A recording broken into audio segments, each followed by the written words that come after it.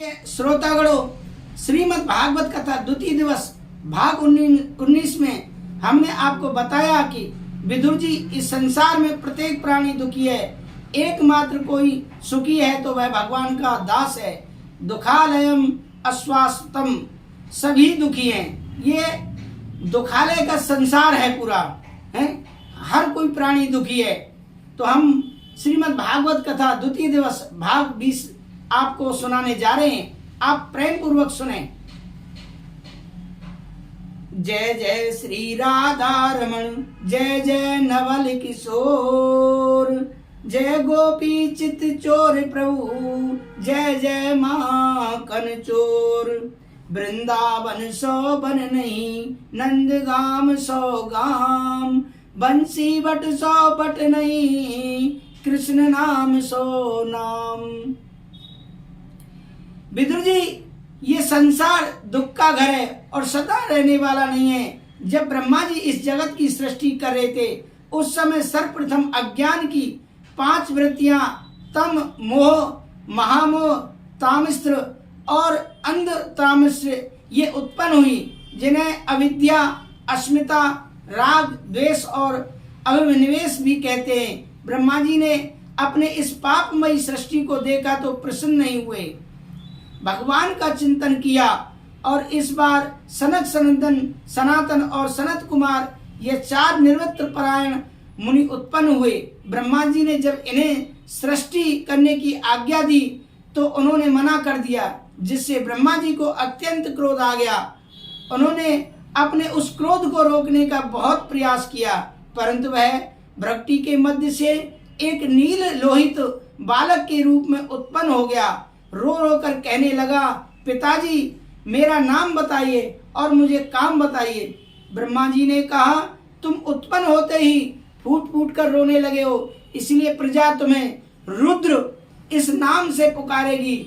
इसके अलावा मनु, मनीष, महान शिव, ऋतध्वज, उग्र रेता, भवकाल, वामदेव और दीक्षा, इन रुद्राणियों को ग्रहण कर सृष्टि को निर्माण करो। ब्रह्मा जी के इस प्रकार आज्ञा देने पर भगवान रुद्र अपने ही समान उग्रभूत आदि की सृष्टि करने लगे। ब्रह्मा जी ने जब इस प्रकार की सृष्टि को देखा तो कहने लगे, अलम प्रजा भी सृष्टा भी, बस करो, सृष्टि करना बंद करो। भगवान रुद्र ने कहा तो क्या करें। ब्रह्मा जी ने आज्ञा दी, तप आतिष्ठ भद्रम ते सर्वभूत सुखावयम, समस्त प्राणियों के सुख पहुंचाने के लिए तप करो। ब्रह्मा जी द्वारा इस प्रकार आज्ञा देने पर भगवान शंकर कैलाश पर्वत में वट वृक्ष के नीचे बैठकर तपस्या करने लगे। इसके पश्चात ब्रह्मा जी ने मरीचि, अत्रि, अंगरा उत्पन्न किया तथा अपने छाया से कर्दम ऋषि को उत्पन्न किया। इनमें से भी जब जगत की सृष्टि का विस्तार नहीं हुआ तो ब्रह्मा जी भगवान का चिंतन करने लगे। उसी समय उनके शरीर के 2 भाग हो गए, जिससे स्त्री पुरुष का जोड़ा उत्पन्न हुआ। उनमें से जो पुरुष थे वह सार्वभौम स्वयंभू मनु हुए और जो स्त्री थी वह महारानी शत्रुपा हुई। उन्होंने हाथ जोड़कर ब्रह्मा जी को प्रणाम किया और कहा, त्वमेकः सर्वभूतानां जन्म कृत वृत्तदय पिता, अथापि न प्रजानां ते शुश्रूषकेन वा भवेत। आप प्राणियों को जन्म तथा आजीविका देने वाले पिता हैं, आज्ञा करिए हम आपकी क्या सेवा करें। ब्रह्मा जी ने कहा, बेटा बनु, तुम अपने ही समान गुणवान संतान उत्पन्न करो तथा धर्म पूर्वक पृथ्वी का पालन करो, भगवान श्री हरि की आराधना करो। मनु जी ने कहा, पिताजी मैं आपकी आज्ञा का पालन अवश्य करूंगा, परंतु आप प्रजा के रहने के लिए स्थान बताइए। इस समय जीवों की निवास भूता पृथ्वी प्रलय के जल में मग्न है, आप इसके उद्धार का प्रयत्न कीजिए। स्वयंभू मनु के इस प्रकार कहने पर ब्रह्मा जी विचार करने लगे, इस पृथ्वी का उद्धार कैसे होगा। उसी समय उनकी नासिका से अंगूठे से अंगूठे के बराबर एक बरहा शिशु निकला, जो देखते ही देखते हाथी के बराबर हो गया। उसने जल में छलांग लगा दिया और हिरण्याक्ष का वध कर पृथ्वी को अपने स्थान पर स्थापित कर दिया।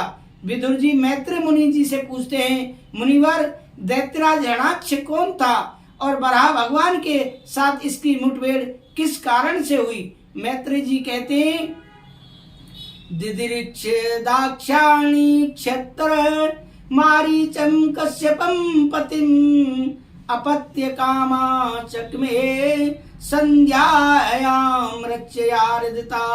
विदुर जी एक बार दक्ष नंदिनी दिति सायकाल काम से संतप्त हो अपने पति महर्षि कश्यप के पास आई और पुत्र प्राप्ति की इच्छा से प्रार्थना करने लगी।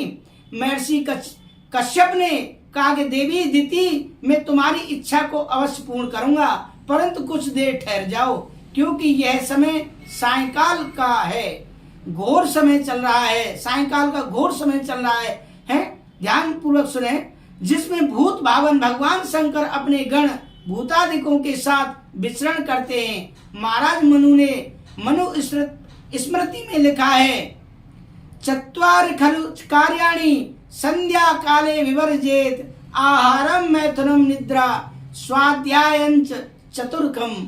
श्री साय के समय हमें क्या क्या काम नहीं करने चाहिए, वह कौन से 4 काम नहीं करने चाहिए? श्रोतागणों, हम यह 4 काम कौन कौन से नहीं करने चाहिए हम अगले भाग में श्रीमद् भागवत कथा द्वितीय दिवस भाग 21 में बताएंगे। आप हमारे साथ बने रहें और हमारे YouTube चैनल श्री नारायण प्रसादम को सब्सक्राइब करना ना भूलें, जिससे कि आपको अगले भाग का नोटिफिकेशन प्राप्त हो सके। राधे राधे, जय श्री